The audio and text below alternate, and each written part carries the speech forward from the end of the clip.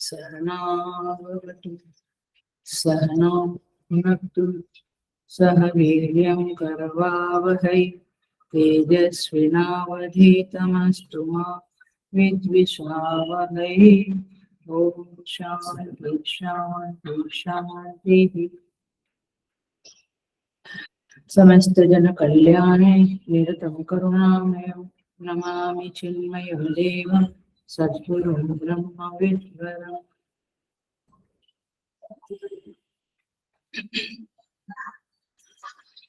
I welcome you all with great love and great respect in this Prashnopanishad discourses. हम पंचम प्रश्न में चल रहे हैं, शांति पाठ करके आगे बढ़ेंगे। ओम भद्रं कर्णेभिः शृणुयाम देवाः भद्रं पश्येमाक्षभिर्यजत्राः स्थिरैरङ्गैस्तुष्टुवागं सस्तनूभिः व्यसेम देवहितं यदायुः स्वस्ति न इन्द्रो वृद्धश्रवाः स्वस्ति न पूषा विश्ववेदाः स्वस्ति नस्ताक्ष्यो अरिष्टनेमिः स्वस्ति नो बृहस्पतिर्दधातु। ओम शांति शांति शांति।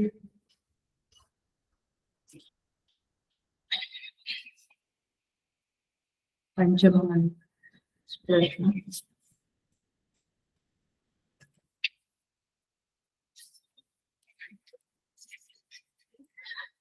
6 नंबर का मंत्र बोलेंगे, हम चैंट करेंगे 6 और 7।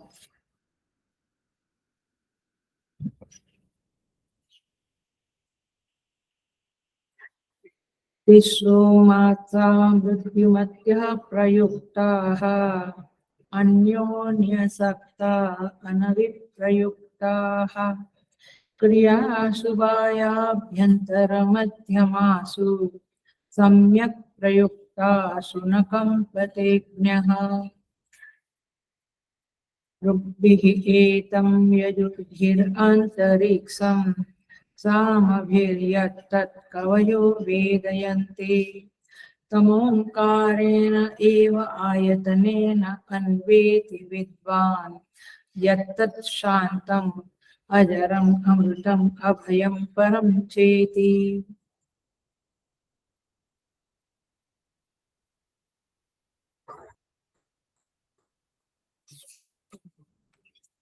ट्रांसलेशन देखेंगे।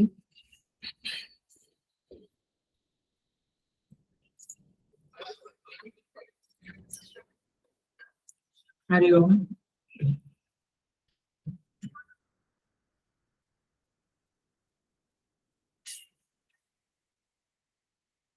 ओमकार के विषय में वर्णन चल रहा है। अब छठे और 7वें मंत्र में पिप्पलाद ऋषि उपसंहार करते हैं और फलश्रुति बताते हैं।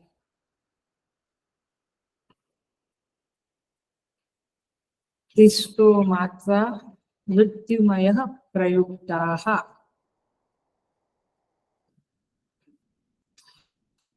तीसरो मात्रा माने 3 मात्राएं ओमकार की अ उ म 3 मात्राएं प्रयुक्ताः अलग अलग प्रयुक्त होती है और मृत्युमत्यः मृत्यु को देने वाली है।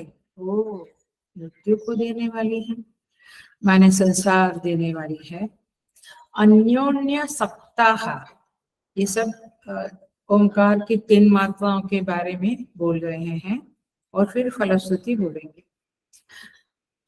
अन्योन्य सक्ता माने परस्पर संबद्ध है, जुड़ी हुई है। अनविप्रयुक्ता माने विधि से प्रयुक्त की गई है, according to the rules it has been operating, it has been operating by us. क्रियासु बाह्य अभ्यंतर मध्यमासु सम्यक प्रयुक्तासु, कहते हैं बाह्य माने जागृत, बाह्य माने जागृत, अभ्यंतर माने सुषुप्ति, अभ्यंतर माने सुषुप्ति, मध्यमासु माने स्वप्नावस्था, तीनों अवस्थाओं का नाम है। जागृत, स्वप्न, सुषुप्ति रूप क्रियाओं में सम्यक प्रयुक्तासु, अच्छी तरह से प्रयोग किए जाने पर, उन मात्राओं के द्वारा इन अवस्थाओं के साथ प्रयोग किए जाने पर ज्ञः न कंपते, ये फलश्रुति है। ज्ञः माने विद्वान पुरुष, न कंपते विचलित नहीं होता है, is not disturb in his life. कौन? विद्वान पुरुष, विद्वान व्यक्ति अपने जीवन में कभी भी विचलित नहीं होता है। तो यहाँ पे कहते हैं कि ओंकार की तीन मात्राएं अलग अलग तरह से जब हम प्रयुक्त करते हैं, माने अमात्रा की प्रधानता से, विशेषता से, उ मात्रा की विशेषता से और म मात्रा की विशेषता से, जब हम इस मात्राओं मात्राओं को चैंट करते हैं और उसका प्रयोग करते हैं, एक्सपेरिमेंट करते हैं, चैंटिंग करते हैं, तब ये तीन मात्राएं अलग अलग प्रयुक्त हुए मृत्यु को देने वाली, माने संसार को देने वाली है। अन्योन्य सक्ताः, वे परस्पर संबद्ध है, जुड़ी हुई है। अनविप्रयुक्ताः माने विधि से प्रयुक्त की गई है, अविधि से नहीं। और जागृत, स्वप्न, सुषुप्ति रूप क्रियाओं में वो प्रयोग किए जाने पर वहां पे विद्वान पुरुष को फल क्या मिलता है?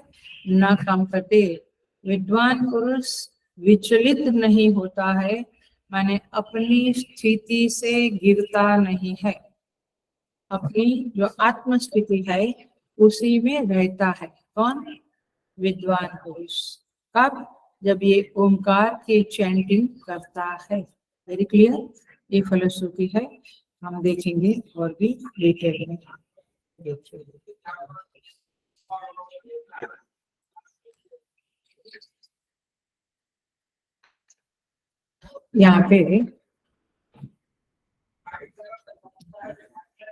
यहाँ पिप्पलाद ऋषि सत्यकाम को प्राणों के अभिध्यान की विधि का वर्णन करते हैं। How to do the Omkar chanting, इसके बारे में बता रहे हैं। इसमें मैं थोड़ा सा क्या बोलेंगे, फ्रेशअप करती हूँ पिछले श्लोकों का, 1 से 5 मंत्रों का थोड़ा सा हम एक नजर डालते हैं। इसमें प्रथम मात्रा जो है अकार, उसकी प्रधानता से, उसकी विशेषता से, उसको ध्यान में रखते हुए जब साधक उसका दीर्घ उच्चार करते हुए जब साधक चैंटिंग करता है तो विराट की भावना करता है। अकार माने विराट पुरुष का सिंबल, समझ में? सिंबोलिज्म। अकार क्या है? विराट पुरुष का सिंबोलिज्म है। माने जब आप अकार की प्रधानता से चैंट करें तब आपको, ये शास्त्रीय है, शास्त्राज्ञा के मुताबिक है, ये मैं और आप कुछ इसमें कर नहीं सकते हैं। Nobody can change here. नहीं, मैं मकार से विराट का करूंगा, नहीं होगा। जो उपनिषद में ऋषियों ने कहा है वैसे ही करना पड़ेगा। सो विराट की भावना करता है और अभिध्यान करता है, विराट पुरुष का ध्यान करता है। द्वितीय मात्रा जो उकार है उसमें हिरण्यगर्भ की भावना करता है और उसका अभिध्यान करता है।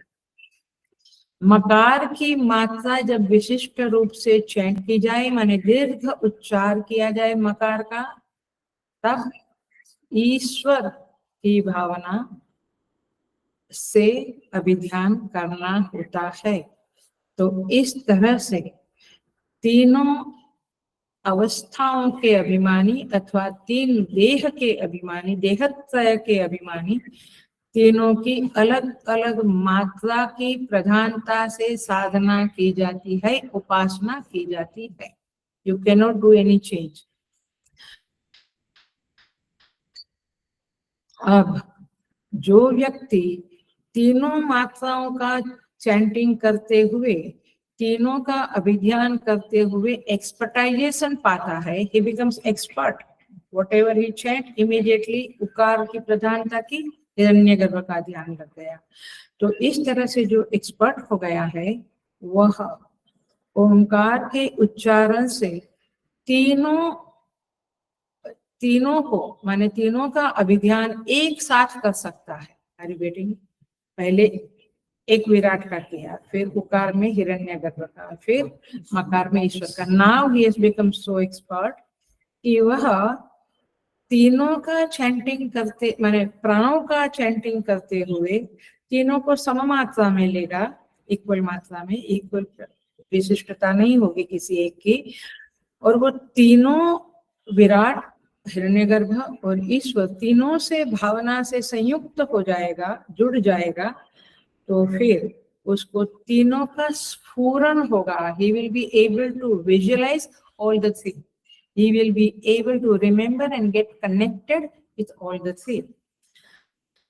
तो अकार के समय में विराट से संयुक्त, उकार में हिरण्यगर्भ से, और मकार में वृत्ति हिरण्यगर्भ का भेदन करके ईश्वर के साथ, माने हृदयाकाश में उन्मुख होगी।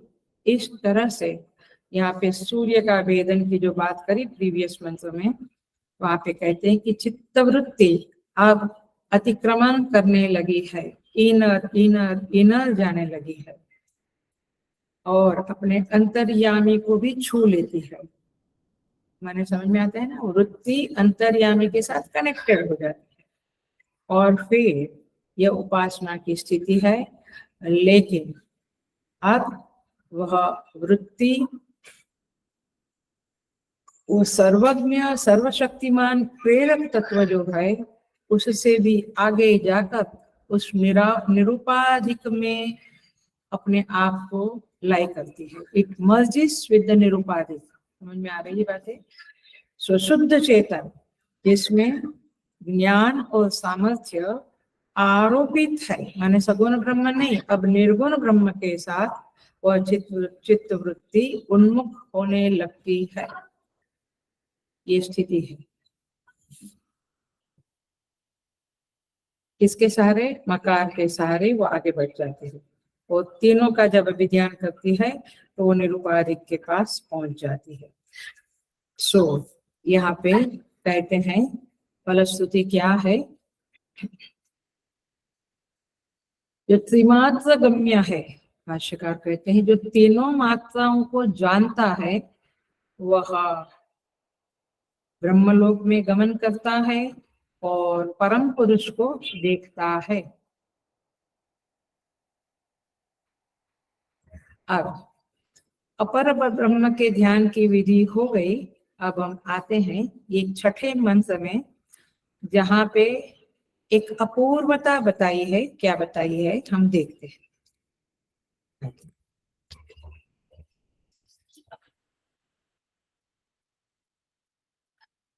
यहाँ पे फलश्रुति बताई है, ज्ञः न कंपते। ज्ञानी पुरुष विकम्पित, चलायमान, डिस्टर्ब नहीं होता है। डिस्टर्ब माने अपनी स्थिति से चलायमान नहीं होता है, वह अपनी स्थिति में रहता है। सो वह किसी प्रकार से भी विचलित नहीं होता है, उसको विक्षेप उसके चित्त में कभी भी नहीं होता है।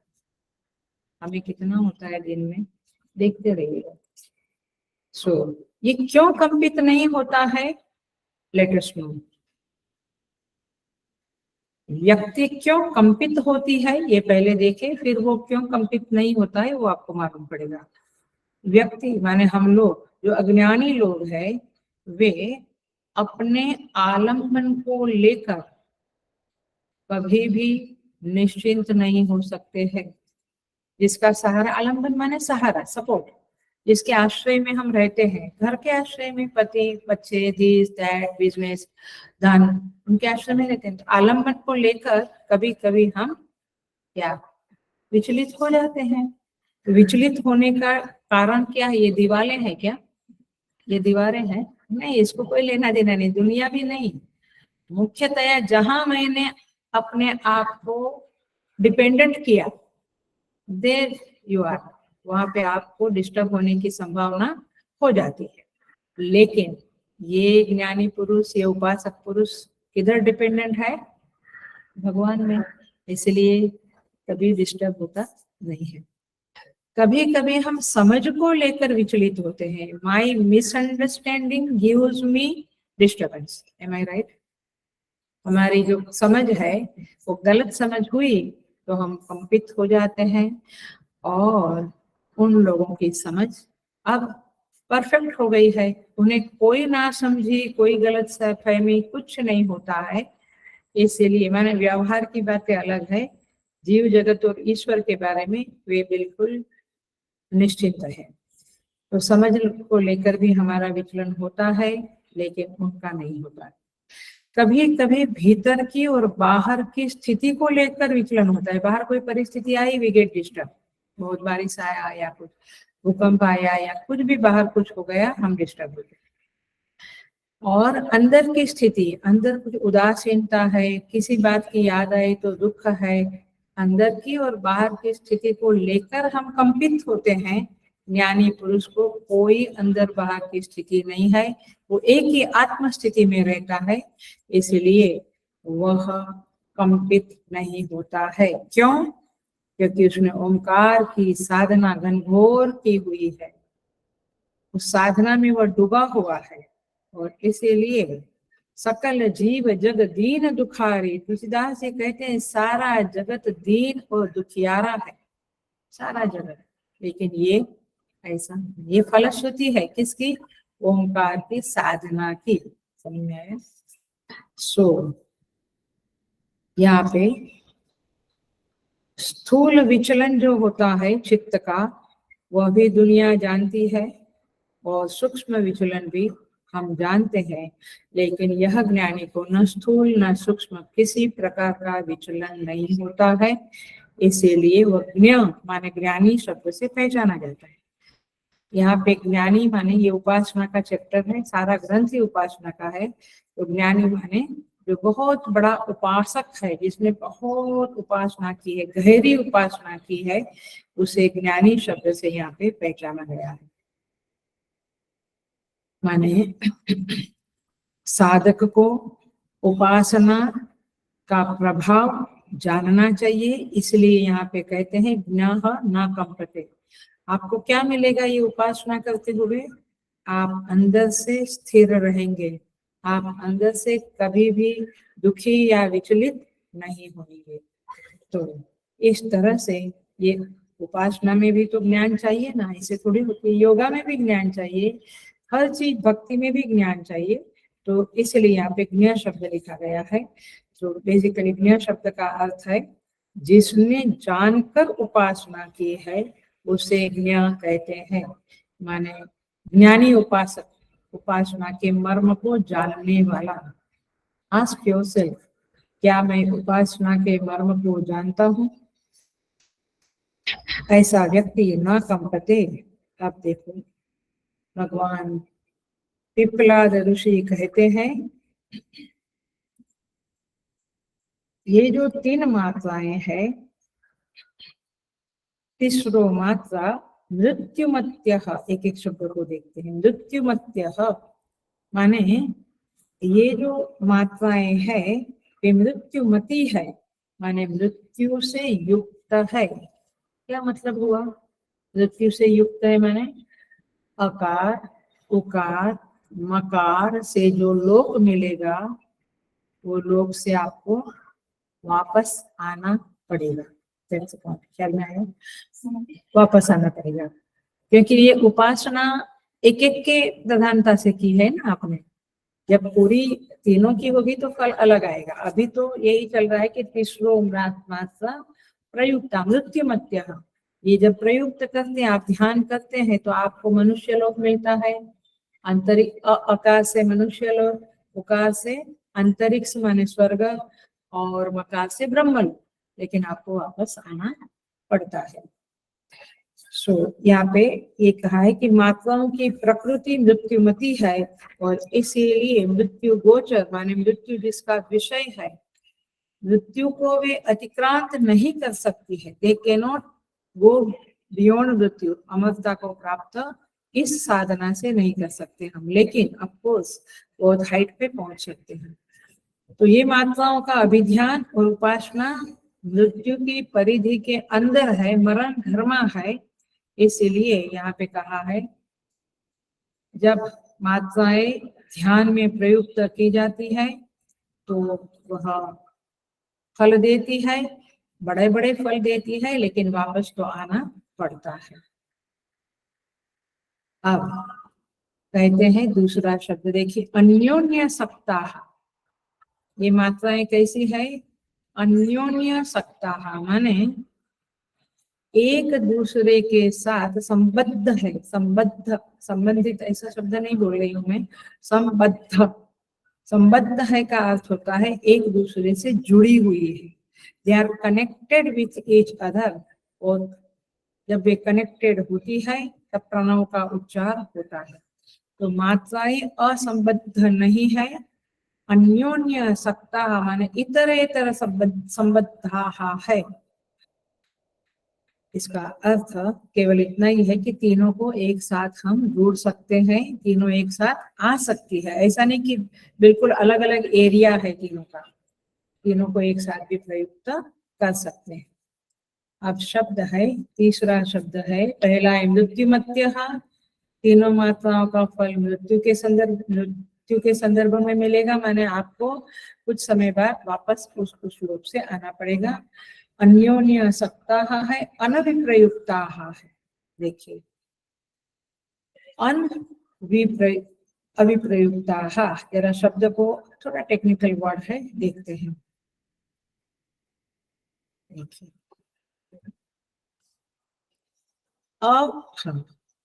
विप्रयुक्ता अविप्रयुक्ता, ये दो शब्द को देखते हैं, फिर ये वाला शब्द को देखते हैं, अनविप्रयुक्ता शब्द को देखते हैं।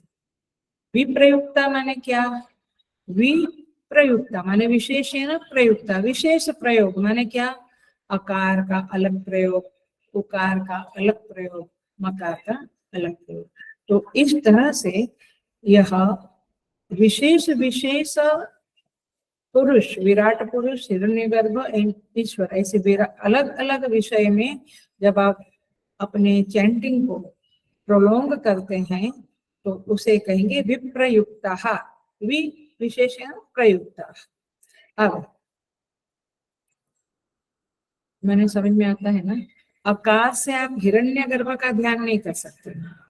इसको क्या समझा? आकाश से आप केवल विराट पुरुष का ही ध्यान कर सकते हैं। इसको क्या कहेंगे? विप्रयुक्त माने विशेषण, वहीं पे, नॉट एनीवेयर एल्स। या उकार से आप विराट का ध्यान नहीं कर सकते, इस तरह से विशेष। तो इस तरह से यहाँ पे विराट पुरुष अथवा फिर विश्व, विश्व माने व्यष्टि के संदर्भ में विश्व, उकार के द्वारा तेजस या हिरण्यगर्भ का ध्यान करेंगे, और मकार के द्वारा ईश्वर या प्राज्ञ का ध्यान करेंगे। तो इसे कहेंगे विप्रयुक्ता। अब अविप्रयुक्ता माने क्या? अविप्रयुक्ता माने उसका विषय बदल जाता है।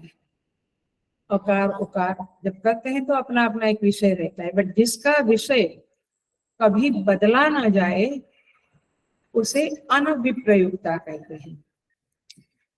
अविप्रयुक्ता माने विशेष विशेष नहीं, ऐसे ही आप ओंकार का करते हैं वैसे सिंपल मिक्स।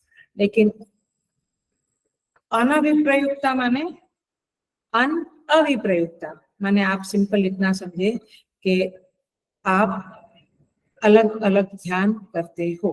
उसे अनविप्रयुक्ता के डबल बार नकार आया है। सो अनविप्रयुक्ता, अविप्रयुक्ता माने कि विप्रयुक्ता, आप ऐसे समझो। अब इसका अंडरस्टैंडिंग इतना ही है कि आप विधि पूर्वक इस ओमकार का चैंटिंग करेंगे, बट नॉट विशेष रूपेण, उसे अनविप्रयुक्ता कहते हैं। माने टोटल अ उ म को एक साथ करके आप जब ध्यान करते हो तब क्या कहेंगे, अनविप्रयुक्ता। समझे? अब तीसरी बात है 1 2 3, चौथा शब्द है, यहाँ पे चौथी बात कह रहे हैं। क्रियासु, देखना मैं आगे बढ़ रही हूँ, क्रियासु बाह्य अभ्यंतर मध्यमासु सम्यक प्रयुक्तासु ओम। अब जरा सा समझना पड़ेगा। क्रियासु माने ये योग की ध्यान की क्रिया में बाह्य, बाह्य माने जागृत, जरा टेक्निकल वर्ड्स है। बाह्य माने जागृत, समझे? जागृत माने जागृत अवस्था में क्या है हमारे सामने, जगत है ना, तो जागृत अवस्था। तो अब देखो, जागृत का अर्थ होता है जागृत स्थान। हाँ, थोड़ा टेक्निकल है। एक है मेरी जागृत अवस्था, आई मीन अभी हम लोग जागृत अवस्था में, रात को हम स्वप्न में जाएंगे या सुषुप्ति में चले जाएंगे, तो ये अवस्था है। लेकिन ये मेरी अवस्था है, आपकी स्वयं की अवस्था है। लेकिन टोटल जागृत अवस्था यानी सबकी जागृत अवस्था का कोई अभिमानी है, उसे कहेंगे जागृत अवस्था अभिमानी। समझ में आता है? जैसे सारे स्थूल शरीरों का कोई अभिमानी है, माने जितने स्थूल शरीर है, चाहे चिड़िया का हो, चींटी का हो, हमारा हो, पेड़ का हो, जितने भी स्थूल शरीर दिखने वाले शरीर है, उस स्थूल देहाभिमानी, स्थूल शरीराभिमानी कोई है, उसको ही विराट पुरुष कहते हैं। ऐसे ही समष्टि जागृत अवस्था अभिमानी जो है, उसे भी विराट पुरुष कहते हैं। आई बात? सो तो अब देखो, जागृत माने विराट पुरुष, माने समष्टि जागृत अवस्था अभिमानी, उसे कहेंगे विराट पुरुष। उसका ध्यान करना, यहाँ पे कहते हैं योग क्रिया में उस जागृत अभिमानी का, अवस्था अभिमानी का ध्यान करना। फिर दूसरी अवस्था है, उसी जागृत में हमको जगत दिखता है, तो जगदाभिमानी इन दैट सेंस कहते हैं, जगदात्मा, जगदीश्वर हम कहते हैं, तो वही अर्थ होता है। अब दूसरा है, तो अभी क्या होता है जब हम ध्यान करते हैं, तो अभी उस जागृत माने उस विराट पुरुष का, जागृत अवस्था अभिमानी का हम ध्यान करते हैं।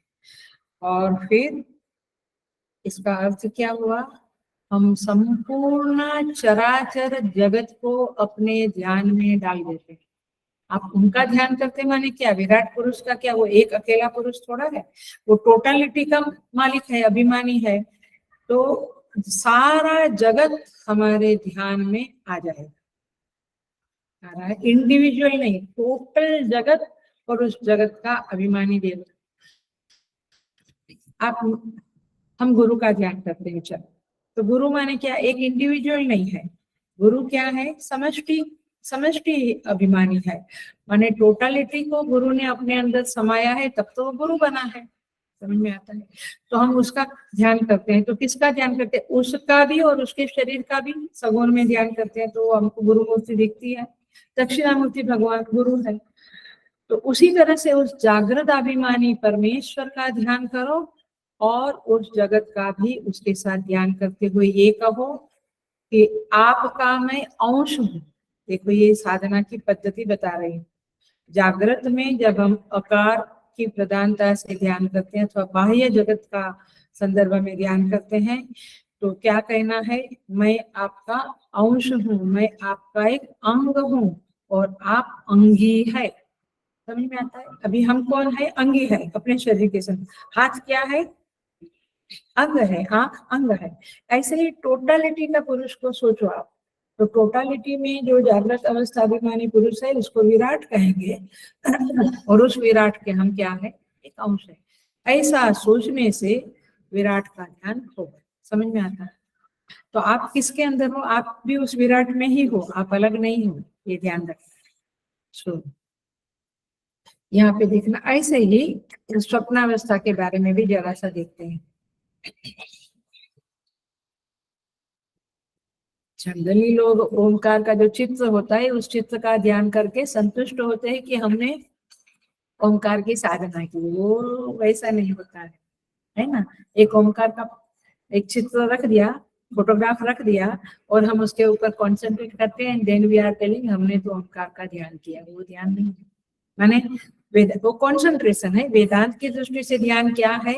अकार उकार मकार का जो सिंबोलिज्म है उनका ध्यान करना। अब देखो, समष्टि स्वप्नावस्था अभिमानी को हिरण्यगर्भ कहते हैं। सारे लोगों की जो स्वप्नावस्था है, उस अवस्था के साथ जिसका कनेक्शन है, जिसका तादात्म्य है, आइडेंटिफिकेशन है, उसे जागृत स्वप्नावस्था अभिमानी कहेंगे, और वह है हिरण्यगर्भ। करेक्ट ना। स्वप्नावस्था में आप जरा सा एक गहरा, हेलो, बिल्कुल अटेंशन से सुनना। मैं एक गहरा प्रश्न पूछने जा रही हूँ। वास्तव में हमारी पहले देखे तेजस, हमारा नाम क्या है? तेजस। जब हम जागृत है तो हमारा नाम क्या है? विश्व। जब हम सपने में है तो सबका कॉमन नाम क्या है? तेजस। और जब हम सुषुप्ति में है तो सबका कॉमन नाम क्या है? प्राज्ञा। विश्व, तेजस, प्राज्ञा। उधर टोटलिटी में विराट, हिरण्यगर्भ, ईश्वर। समझ में आया? अब ध्यान से सुनना, मैं एक प्रश्न करने जा रही हूँ। ये जो हमारी स्वप्नावस्था है उसमें बहुत लोग दिखते हैं, हमारे सपना में बहुत लोग है बहुत लोग है, बहुत वस्तु है। तो हमारी स्वप्नावस्था में कितने लोगों की और स्वप्नावस्था है? समझ में आया question? Am I able to put it? हमारी स्वप्नावस्था जब चलती है तो उसमें और कितने लोगों की स्वप्नावस्था चलती है? किसी की भी नहीं, क्योंकि वो सब क्या है? आभास है। हमारे सपने में जो लोग हैं उनकी भी स्वप्नावस्था चलती है क्या? उनकी कोई अवस्था ही नहीं है, क्योंकि वो कौन है? मैं ही तो अलग अलग रूपों में हूँ। I alone manifest as a Suresh, Mahesh, Ramesh. समझ में आया? जितना भी सपने में है वो कौन है? मैं ही तो हूँ।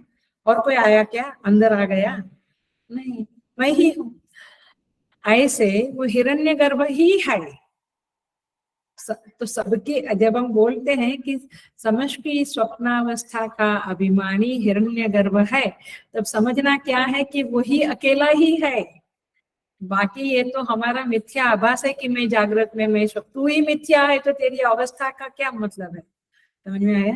तेरी ही कोई हस्ती नहीं है तो वेदांत की दृष्टि से। तो फिर इसलिए कितने लोगों की स्वप्नावस्था है? एक मेरी ही है। वैसे टोटलिटी में एक हिरण्यगर्भ की ही है और कुछ नहीं। ये मांडुक्य के संदर्भ में बोल रही हूँ। अब समझ लो, अब बिल्कुल अटेंशन से समझ लो, बहुत खास बात कहने जा रही हूँ। देहाभिमानी चेतन जो है उसे वेदांत की भाषा में विश्व कहेंगे, और देहाभिमानी जो चेतन है उसे विश्व कहेंगे। माने मेरा नाम क्या है अभी? विश्व। लेकिन जो अवस्था अभिमानी चेतन है, जागृत अवस्था अभिमानी चेतन है, उसे विराट कहेंगे। ये एक देह का अभिमान वाला क्या कहलाएगा? विश्व। सारे देह, सारी स्थूल जागृत अवस्था, उसका जो आइडेंटिफिकेशन जिस जो करता है उसका नाम है विराट पुरुष। समझ में आती है बात? नहीं समझ में आता है तो पुनः पुनः पढ़ना सुनना, एक दिन आ जाएगा।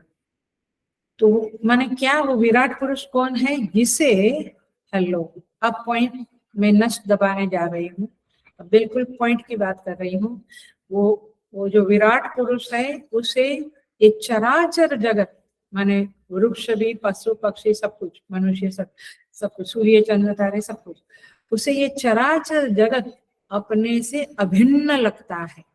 हमें कैसा लगता है? हमें हाँ, गॉट इट। हमें चराचर जगत भिन्न लगता है, अलग लगता है ना, ये मेरे से अलग, वो मेरे से अलग। और विराट पुरुष किसको कहेंगे? इसे चराचर जगत अभिन्न लगता है, बस दैट्स अ डिफरेंस। सो इस तरह से यहाँ पे कहते हैं, तो इस तरह से तीनों मात्राओं से तीनों का ध्यान, समष्टि पुरुष का ध्यान किया जाता है। ये पुरुष सूक्त में वही बातें हैं। आप कभी पुरुष सूक्त लिया तो समझेगा, माने वो सूक्त जो है वो यदि हम प्रवचन के फॉर्म में उसे लेवें तो और समझेगा।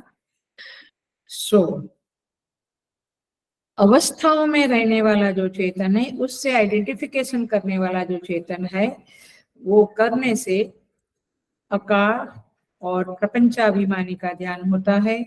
फिर उसे विराट कहते हैं। फिर उकार और स्वप्नावस्थाभिमानी वो हिरण्यगर्भ, और मकार वो थोड़ा सूक्ष्म होता है। फिर मकार जो है माने वहां पे सूक्ष्म शरीराभिमानी, हमारे जो सूक्ष्म शरीर है ना, क्या है, 10 ज्ञानेंद्रिया, पंच प्राण, ये सब अंतःकरण, ये सब सूक्ष्म शरीर है, उसका अभिमानी पुरुष। आप समझते हैं? मैंने उसका जब हम ध्यान करते हैं तो हम सारे, इफ यू बिकम एक्सपर्ट, तो हम सारे जगत के सारे सूक्ष्म शरीर के साथ आइडेंटिफिकेशन करते हैं। महात्मा लोग करते हैं ना, तब तो आपके मन की बात जान जाते हैं, तब तो आपका आगे पीछे का सब समझ जाते हैं। क्यों? क्योंकि they are identifying with whole समष्टि सूक्ष्म शरीर। कैमरा है, इज इट ओके? और ऐसे ही जो मकार का अभिध्यान करते करते करते बहुत एक्सपर्टाइजेशन आता है, तब वह अव्यक्ताभिमानी, माने तब उन्हें उस जीव का पिछले जन्म अगले जन्म का भी दिखने लगता है। तो महात्मा लोग भी इस स्थिति को पाते हैं, but they are not considered as ईश्वर। ईश्वर एक अलग, माने उनसे थोड़ा अलग स्थान है, अथवा तो एंटिटी है। सो यहाँ पे कहते हैं क्रियासु बाह्य अभ्यंतर मध्यमासु सम्यक प्रयुक्तासु, ये शब्द है सम्यक प्रयुक्तासु, माने अच्छी तरह से अकार के साथ विराट की भावना, उकार के साथ हिरण्यगर्भ की भावना और मकार के साथ ईश्वर की भावना से जुड़ जाने के बाद सम्यक प्रयुक्तासु होगा। माने तब कहा जाएगा कि ये तो तीनों के साथ अच्छे से जुड़ गया है, उनका अभ्यास दृढ़ हो गया है। मैंने अशब्द बोलने से उन्हें विराट की स्मृति होती है। हमें भगवान बोलने से, हे भगवान बोला तो भी चित्त में चला, गाड़ी कोई ले तो नहीं जाएगा, पार्क तो बराबर किया है, आया ख्याल में आ रहा है। भगवान से तो अभी माँ पधारी है जगदम्बा, जगदम्बा की आरती के समय आप अपने आप को देखो। हम तो देखते हैं पूरी जय आद्या शक्ति चलती है आरती 10, 12, 15 मिनट जो भी, आपका चित्त जगदम्बा में रहता है टोटली। पूरा समय अम्बा की याद आती है, माँ की याद आती है, बीच में कुछ कुछ आता है ना, डिनर का टाइम हो गया, क्योंकि अभी आरती इतनी लंबी है, पता नहीं पूरी। तात्पर्य ये है कि इनका अभ्यास इतना दृढ़ हो गया है कि एक अशब्द बोला तो उनका चित्त विराट के साथ कनेक्ट, इसको कहेंगे सम्यक प्रयुक्तासु। तो तीनों मात्रा का जिसको ज्ञान है, तीनों मात्राओं के साथ कनेक्टेड विराट हिरण्यगर्भ ईश्वर का ज्ञान है, ऐसा जो सम्यक प्रयोग किया हुआ व्यक्ति है, उसका कहते हैं न कंपते ज्ञाः, वह व्यक्ति कंपित नहीं होता है। माने इन मात्राओं के जरिए वह उस प्रपंच रहित पुरुष को देखता है। और भाष्यकार यहाँ पे लिखते हैं वो सर्वात्म भाव में प्रवेश कर जाता है। ऐसा व्यक्ति सर्वात्म भाव माने मैं ही सबकी आत्मा हूँ, सारे लोग मुझ में है, मैं सब में हूँ। कल पिछले क्लास में बताया था फलश्रुति वैसा, वो ओंकारमय हो जाता है, अर्थात वो चराचर जगत के साथ अभिन्नता को अनुभव करता है। देखिए हम कहेंगे, एक वाक्य बोलती हूँ, उसको भी जरा हेलो ध्यान से सुनना पड़ेगा। राम की, भगवान प्रभु राम की भक्ति करने वाला पूरे प्रपंच को राम में देखता है, राइट।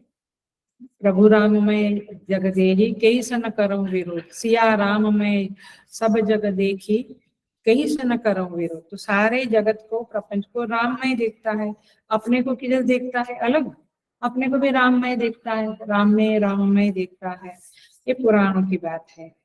ऐसे वैदिक साधना में ओंकार को ही सब में देखता है, मतलब कि इधर विराट पुरुष और हिरण्यगर्भ और ईश्वर को ही सारे जगत में देखता है और अपने को उस ओंकार में देखता है। अब ये भाषा समझ में आई? पहले बोलती थी तो नहीं आता था। ओंकार में मैं हूँ माने क्या? अब समझ में आया कि मैं ही उस विराट पुरुष का एक अंग हूँ, तो मैं उसमें हूँ। तो इस तरह से ऐसा व्यक्ति, अब देखो कलश श्रुति को मैं खोल रही हूँ, ऐसा व्यक्ति को चलित होने की जगह किधर है? ये हाथ इधर से, अपना जो हाथ है ये इधर से उठ के कहीं और जा सकता है नहीं, वो अंगी के साथ जुड़ा हुआ है, वो अंगी का ही एक अंग है। आंख इधर उधर जाएगी नहीं, वो कहीं चलित नहीं होगा। जैसे है वैसे रहते हैं। वैसे ही ये जो साधक है, उपासक है, उसको कहीं जाने की जगह ही नहीं है। चराचरी घनो घनी भरला हा विठ्ठल, ये विठ्ठल घनो माने घन, घनमय है। टोटल जगह पे विठ्ठल ही विठ्ठल है। चराचर में परमेश्वर ही परमेश्वर विराजमान है, तो चलित कहाँ होगा? इन दैट सेंस ऐसा नहीं, हमारे जैसा नहीं कि आज तो पूरा दिन अच्छा गया, डिस्टर्बेंस हुआ ही नहीं, ये वाली बात नहीं सोचना है। और हिलता नहीं है माने he is positioned, he is established into that आत्मा, इनटू दैट परमात्मा। और इसीलिए वो सर्वात्म भाव में प्रतिष्ठित है और ये विराट हिरण्यगर्भ और ईश्वर का ध्यान करते हुए वह कंपित नहीं होता है, कहीं पर भी विचलित होने की जगह नहीं है, ऐसा यहाँ पे कहते हैं। देखिए और थोड़ा सा देख लेते हैं, थोड़ा सा।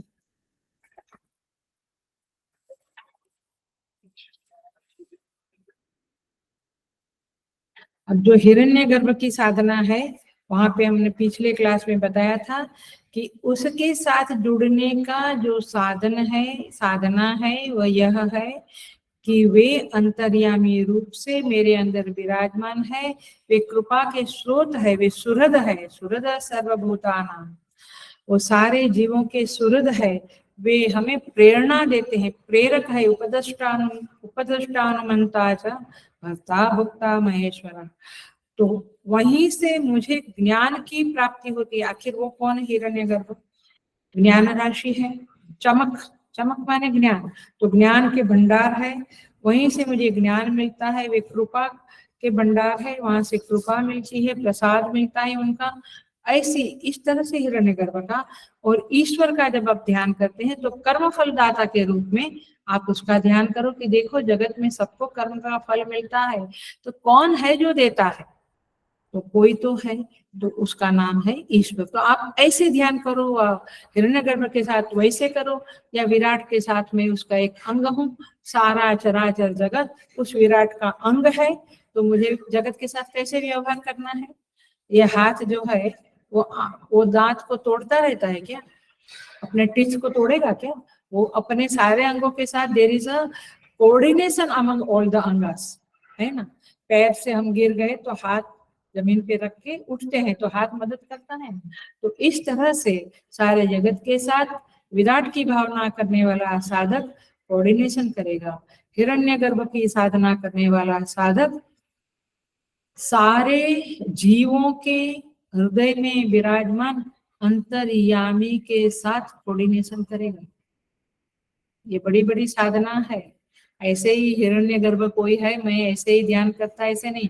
उस हिरण्यगर्भ की क्वालिटीज, गुण देखो और फिर उसके साथ अपने आप को एडजस्ट करो, अपने आप को उसमें समा डालो, समाविष्ट कर डालो। तो इस तरह से यहाँ पे साधना होगी।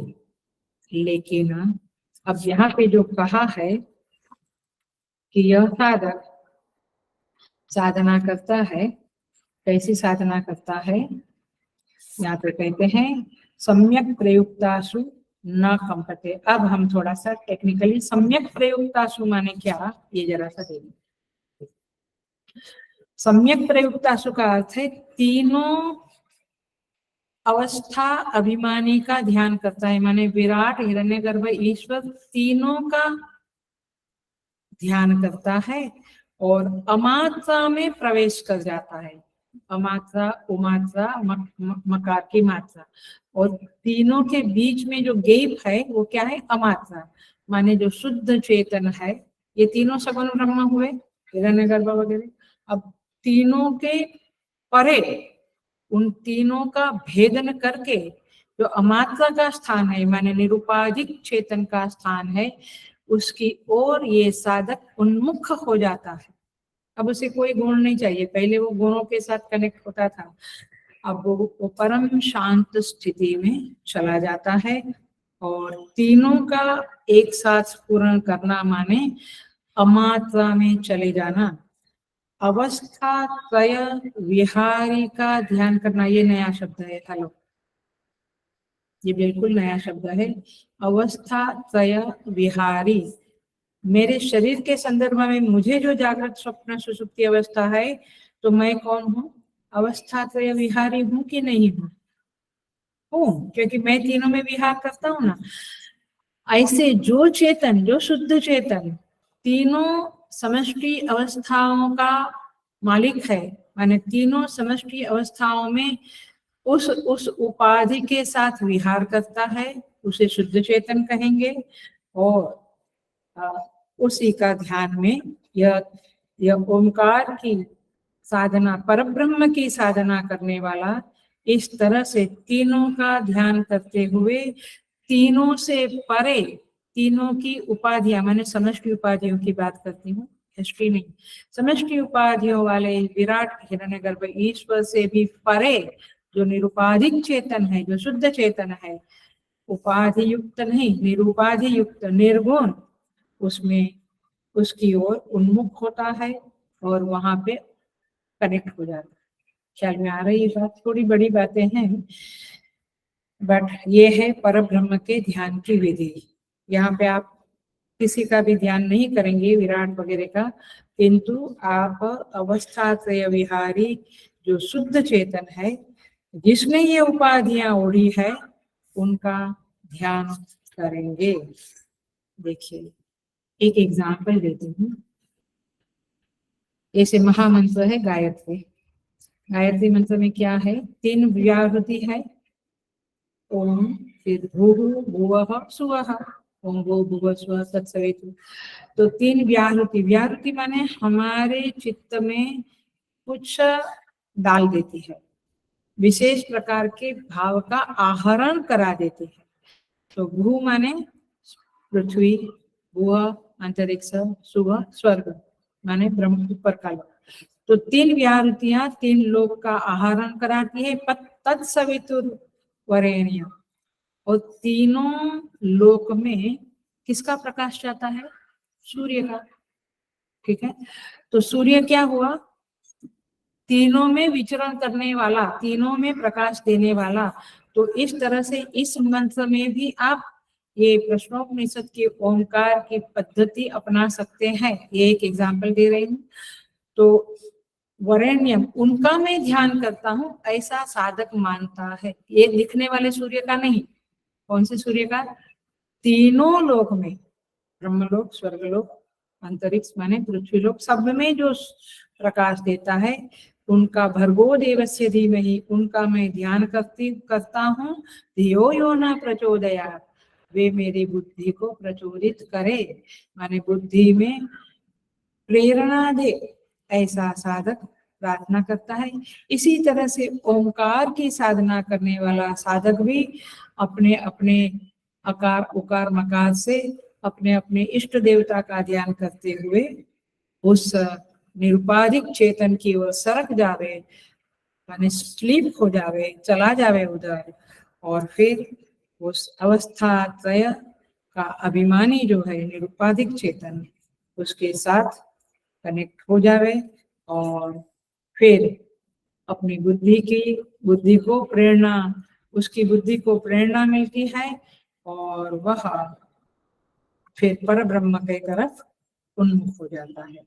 सो इस तरह से यहाँ पे एक ही है शुद्ध चेतन जो 3 रूप में मैनिफेस्ट होता है, विराट, हिरण्यगर्भ और ईश्वर, और फिर सारी सृष्टि में वही मैनिफेस्ट होता है। जैसे मैं ही मेरी स्वप्नावस्था की सृष्टि में मैं ही मैनिफेस्ट होता हूँ, ऐसे विराट पुरुष इस सृष्टि में सभी रूपों में वही मैनिफेस्ट होता है। पकड़ में आ रही है बातें? देखिएगा, ये स्वप्न का एग्जाम्पल जबरदस्त है, आप उसको थोड़ा सा मनन करिएगा। तो अभिमानी एक ही है।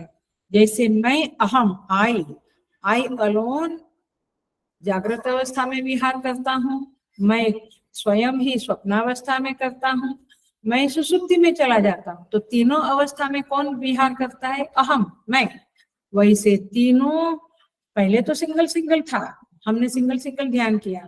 अब हमारी समझ बढ़ी, मैच्योरिटी बढ़ी, ध्यान बढ़ा, तो हमने क्या किया, उस तीनों अवस्थाओं के अभिमानी विराट, हिरण्यगर्भ, ईश्वर जो है, उन अवस्थाओं को क्या बोलेंगे, क्रॉस करके, उसको ट्रांसेंड करके हम अब वो जो इधर जो अहम के प्रति ध्यान दिया, उधर उस शुद्ध चेतन के प्रति ध्यान दो। समझ में आया? और उनका स्मरण करो तो फिर ये होगा पर ब्रह्म का स्मरण। और ये सिंगल सिंगल जो अ के द्वारा जो हमने 3 अवस्थाओं के अभिमानी का सिंगल सिंगल ध्यान किया, अलग अलग विप्रयुक्ता विशेषतया, वो होगा अपर ब्रह्म का ध्यान।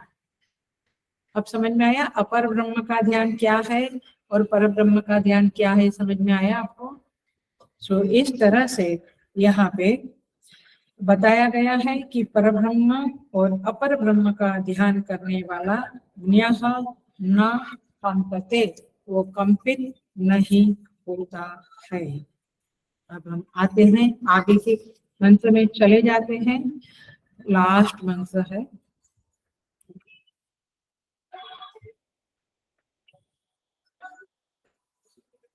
सातवां मंत्र। ऋग्भिः एतम, माने ऋग्वेद की मात्राओं के द्वारा मनुष्य लोक में, यजुर्भिः अंतरिक्षम, यजुर्वेद रूप उकार की मात्रा से अंतरिक्ष लोक में जाता है, और सामभिः, और सामवेद की मात्राओं के द्वारा यत्तत् कवयो वेदयन्ते, साम की मात्रा, सामवेद की मात्रा के द्वारा वह उसे प्राप्त करता है जिसे कवि लोग जानते हैं।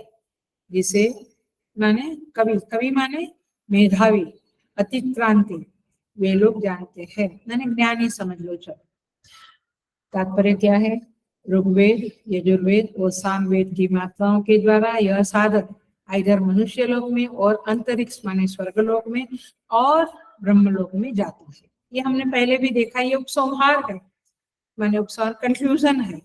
टोटल बता देते हैं चौथे, पांचवें, छठे मंत्र का।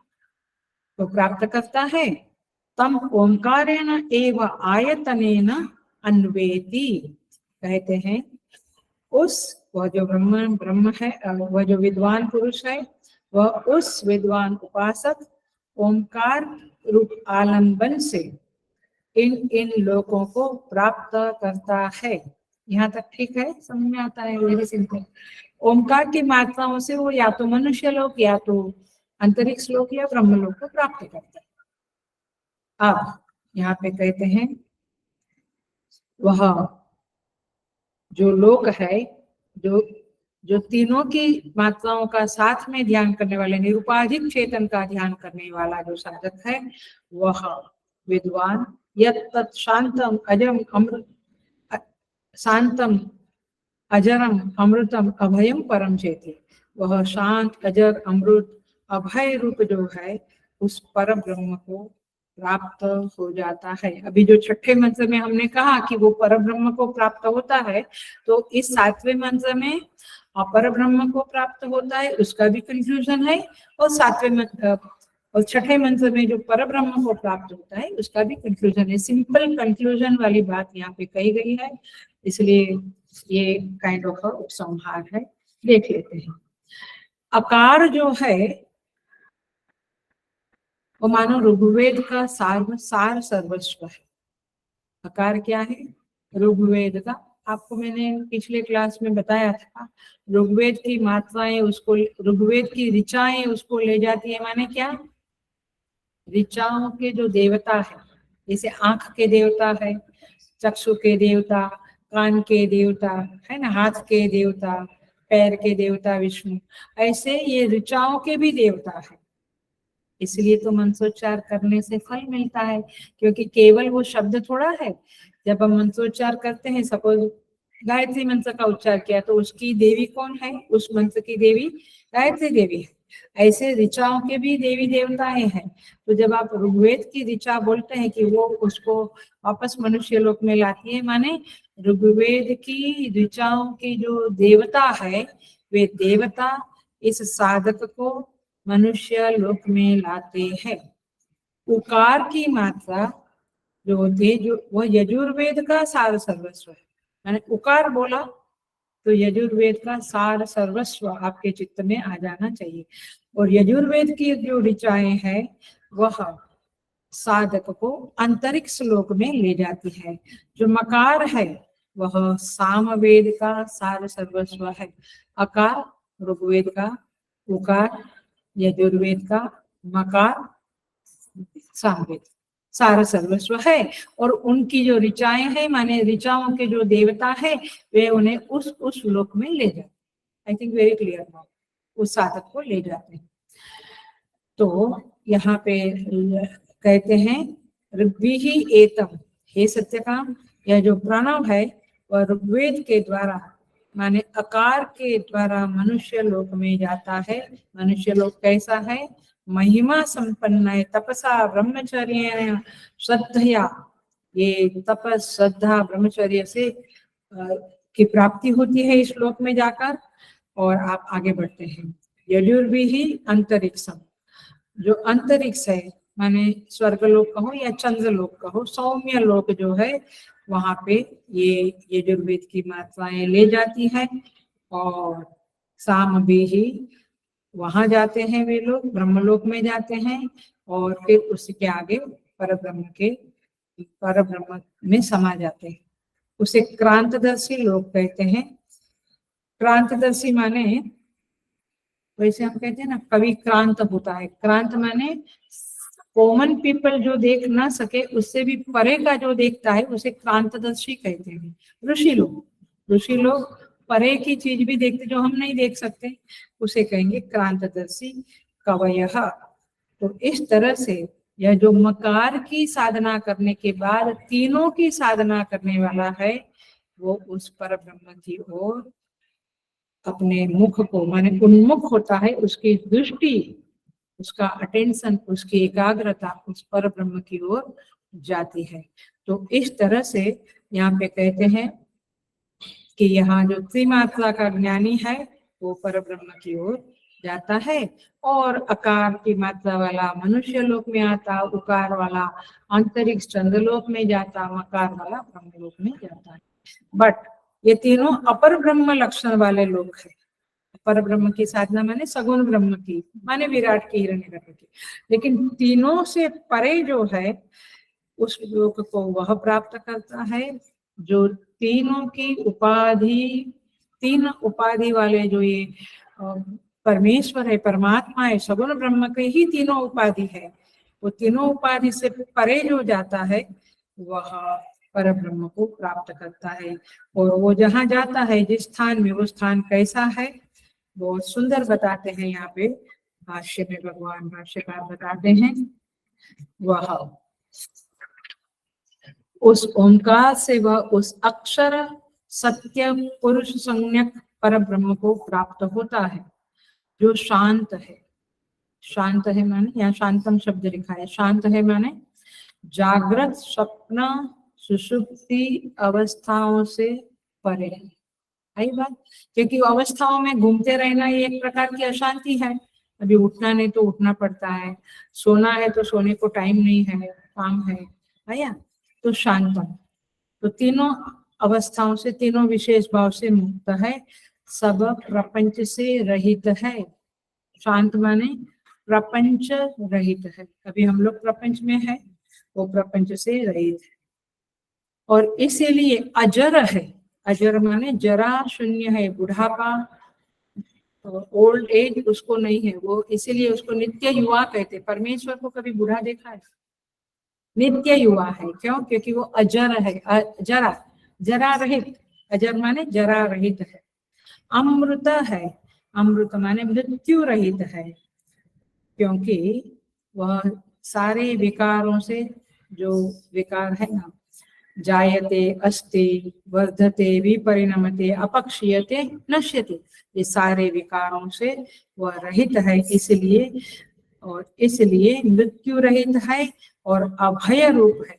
क्योंकि भय किसका है? मृत्यु का सबसे पहले भय है हमें, तो मृत्यु के भय से रहित है, सारे भयों से मुक्त है, निरतिशय है, इसलिए वो भय से भी रहित है, तो अभय है।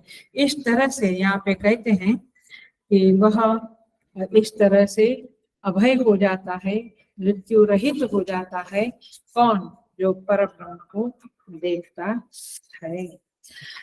इसीलिए ये उपासना का फल है कि आप या तो ऊपर के लोकों में जाएंगे, लोक में जाएंगे, अथवा ब्रह्मलोक में जाकर फिर वहां पे ब्रह्मा जी से उपदेश प्राप्त करके जब तीनों मात्राओं का एक साथ सम्यक प्रयुक्ता शुरू होगा। इसका अर्थ इतना ही है कि उपाधि से परे जो शुद्ध चेतन है उसका ध्यान करने में आप समर्थ हो जाएंगे, तो फिर आपकी मुक्ति होगी, अभय आपको प्राप्त होगा। ये उपासना का फल है। यहाँ कहते हैं गोस्वामी जी, चार ही पदार्थ ए जग माही, ये धर्म, अर्थ, काम, मोक्ष सब कुछ उसको प्राप्त हो जाता है। किसको? जो परब्रह्म का आराधना करता है। देखिए, वैसे उपास मुख्य बात यहाँ पे यही है, इसको कहते हैं कि मर्म क्या है ये चैप्टर के, ये साधना ओंकार की साधना का, ऐसा स्वामी सुबोधानंद जी कहते, पंक्ति लगाना सीखो, मैंने ही उसके मर्म को समझो। तो साधारण लोग तो ऐसे ही पढ़ते हैं, पंक्ति लगाने की कला उन्होंने आचार्यों से नहीं सीखी है, लेकिन इसका मर्म है, इसका सार सर्वस्व एसेंस है कि आप उपासना करो और इन लोक में जाओ, अथवा धीरे धीरे उस पर ब्रह्म के साथ मिल जाओ, माने अब उस पर ब्रह्म से कनेक्ट हो जाओ। तात्पर्य ये है कि आप ही पर ब्रह्म है, ये अनुभव में लाओ। तो उपासना जो है, जो पापात्मना विनिर्मुक्त है, जो आगे कहा था, आपको पाप से मुक्त करेगी। माने उपासना आपको निर्दोष करती है, दोष रहित, मल रहित करती है, अनघ बनाती है। अघ माने पाप, अनघ माने निष्पाप। तो आपको पाप से मुक्त कर देती है उपासनाएं। चित्त शुद्ध होता है, जो मलिन चित्त है वो शुद्ध होता है और दुष्ट स्वभाव छूट जाता है। वाल्मीकि जी को देखो, दुष्ट स्वभाव था, राम राम करते करते ऋषि बन गए। तो उपासना में बहुत बल है। कई वेदांत वाले लोग कहते हैं हम तो ज्ञान प्राप्त करते हैं, लेकिन महात्मा लोग उपासना करने से चित्त शुद्ध होगा, तब वेदांत उसमें फलेगा फूलेगा। वेदांत का बीज तो डाल रहे हो आप प्रवचन से, लेकिन वो फलेगा फूलेगा कब? जब चित्त भूमि शुद्ध होगी। और इसीलिए देखिए, ये उपासना का फल ध्रुव को, जो जो महान भक्त है, 6 महीने में ओम नमो भगवते वासुदेवाय की साधना करी, वो मंत्र जप किया, उपासना की, और कहाँ से कहाँ पिता की गोद में बैठने को नहीं मिलता था, अब साम्राज्य का स्वामी बन गया बाद में, है ना। तो उपासना से जो चाहिए वो मिल सकता है। आप लोग बहुत उपासना करो, सबके अंदर ये कैपेसिटी, ये सामर्थ्य है। जैसे सुवर्ण के ऊपर, सोने के ऊपर मिट्टी लग जावे, कालिख लग जावे, तो सोने की आभा दिखाई नहीं देती है, लेकिन जब उसे साफ करते हैं तो सोने का जो प्रकाश है, सुवर्ण का आभा, वो प्रकट होती है। वैसे हम सबके अंदर यह आभा है और वह प्रकट हो सकती है, इसीलिए आप उसे प्रकट करने की कोशिश करें, उपासना करें। ऐसी कथा है कि राजा माने अकबर बिरबल के साथ कहीं जा रहे थे। एक आदमी वहां खड़ा था, वस्त्र एकदम फटा टूटा, मैला धुला आदमी, मैंने शरीर पे भी मिट्टी वगैरह थी। वो आदमी कुछ याचना करता है तो अकबर को बहुत गुस्सा आता है। अकबर कहता है कि देखो तो ये लोग कैसे ब्राह्मण लोग मांगते रहते हैं, ये कैसे है आपके यहाँ पे लोग। बिरबल ने बोला कि ठीक है, मैं देखता हूँ करके। तो फिर बिरबल गया उनके पास और उनसे कहा कि मैं आपको कुछ पैसे दूंगा, कुछ धनराशि दूंगा, आप गायत्री का जप कीजिए 6 महीने के लिए, इतना जप कीजिए। कुछ लाखों की संख्या बताई। ब्राह्मण बोला ठीक है। फिर उसने साधना करना शुरू किया और 6 महीना बीत गया। उसके चेहरे पे बहुत तेज दिखने लगा। फिर 6 महीना और करो ऐसा बिरबल ने बोला, कुछ धनराशि दी और फिर वापस गया 6 महीने के बाद, 12 महीने के बाद टोटल। उसके चेहरे पे, वो ब्राह्मण के चेहरे पे बहुत तेज था। बिरबल ने बोला मैं और पैसा देता हूँ, आप और साधना करो। वो बोला तुम इधर से चले जाओ, मुझे पैसे नहीं चाहिए। समझ में आया? माने जो अंदर की संपत्ति का मालिक हो जाता है वो बाहर के जगत को किक करने में समर्थ हो जाता है। He doesn't depend upon the world for his happiness. He is so trupta, so fulfilled inside. He doesn't want anything. वो तेज, पवित्रता, शुद्धि उसके पास आ जाता है, वो मालिक बन जाता है जगत का। इसलिए जितने भी महात्मा लोग हैं, चाहे रामकृष्ण परमहंस कहो, चाहे रमन महर्षि कहो, चाहे तपोन जी महाराज, बड़े बड़े लोग सब ध्यान किए, अभिध्यान किए हुए हैं और उस अंदर की संपत्ति के मालिक है, तब जाके दुनिया उनको पूजती है। समझ में आता है? तो उपासना तो बहुत करनी चाहिए और यहाँ पे उपासना का फल ये 6ठे और 7वें मंत्र ने बताया है। तो इस तरह से यहाँ पे ये 5वां प्रश्न पूरा होता है। हम थोड़ा सा पढ़ लेते हैं।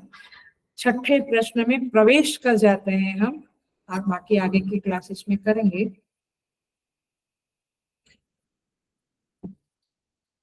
तो 6ठा प्रश्न है, जिसके शिष्य का नाम है भारद्वाज के पुत्र सुकेशा। ये शिष्य है। 6ठा शिष्य कौन है? भारद्वाज ऋषि का पुत्र सुकेशा। अतः एनम सुकेशा भारद्वाज पप्रच्छ। यहाँ पे कहते हैं सुकेशा ने अब आकर पिप्पलाद ऋषि से प्रश्न किया, भगवान हिरण्यनाभ कौशल्यो राजपुत्रो माम उपेत्य एतम प्रश्नम अपृच्छत। हे पिप्पलाद ऋषि, हे भगवान। कौन पूछता है? भरद्वाज का पुत्र कौशल पूछता है, सॉरी सुकेशा पूछता है। वो कहता है कि कौशल देश का जो राजपुत्र है वह मेरे पास आकर उसने मुझे प्रश्न पूछा। कौन बोलता है? सुकेशा। इसको बोलता है? पिप्पलाद ऋषि को बोलता है। पिप्पलाद ऋषि को बोलता है गुरु। 6 शिष्य है ना प्रश्नोपनिषद में, एक गुरु पिप्पलाद है और 6 शिष्य है। तो ये 6ठा शिष्य है, लास्ट वाला है और ये लास्ट प्रश्न भी है। तो सुकेशा पूछता है पिप्पलाद से कि हिरण्यनाभ माने कौशल देश का राजपुत्र जिसका नाम हिरण्यनाभ था, वो मेरे पास आया था और उसने मुझे एक प्रश्न पूछा था। क्या पूछा था? षोडश कलम भारद्वाज पुरुषम वेत्थ। उसने कहा था कि हे भारद्वाज, मैंने सुकेशा को कहा था, षोडश कलश वाले पुरुष को तुम जानते हो? क्या प्रश्न पूछा था? षोडश कला वाले पुरुष को तुम जानते हो? किसको पूछा? सुकेशा को पूछा था। कौन? हिरण्यनाभ माने कौशल देश का राजपुत्र। तम अहम कुमारम अब्रुवम। उस राजपुत्र को, उस कुमार को मैंने कहा, न अहम इमं वेद, मैं ऐसे कोई पुरुष को जानता नहीं हूं। यदि अहम इमं अवेदिशम, यदि मैं उस पुरुष को जानता था, षोडश कला युक्त पुरुष को, तो फिर कथम तेना अवक्ष्यमिति, तो मैं तुमको क्यों नहीं बताता था? क्योंकि देखो, बहुत सुनने वाली बात है, बहुत माने प्रैक्टिकल बात है। हेलो, ध्यान से सुन लेना। क्योंकि समूलो वा एषा परिशिष्यति, कहते हैं मूल सहित वह पुरुष, वह व्यक्ति सूख जाता है। समूलो वा एषा परिशिष्यति, मैं कहती हूँ आप इसे मंत्र की तरह दिन में 10 बार, 20 बार, 25 बार बोल लो। ये उपनिषद के ही शब्द है, तो वो तो सार्थक ही है, माने सत्य वचन है। समूलो वा एषा परिशिष्यति यो अनृतम अभिवदति, जो झूठ बोलता है उसका समूल नाश हो जाता है। क्या बढ़िया बात है।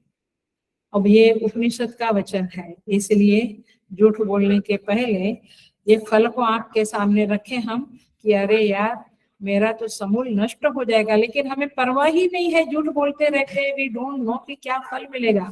यहाँ पे बता दिया है समूलो वा एषा परिशिष्यति यो अनृतम अभिवदति, जो अनृत माने झूठ बोलता है, मिथ्या वचन बोलता है, वह मूल सहित सूख जाता है। इसके सारे मीनिंग मैं बताऊंगी, अभी हम केवल एंट्री मार लेते हैं।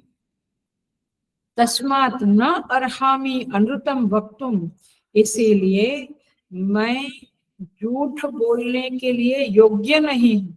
ओ वाओ, क्या बोलता है? मैं झूठ बोल, I don't deserve to speak lie. Wow.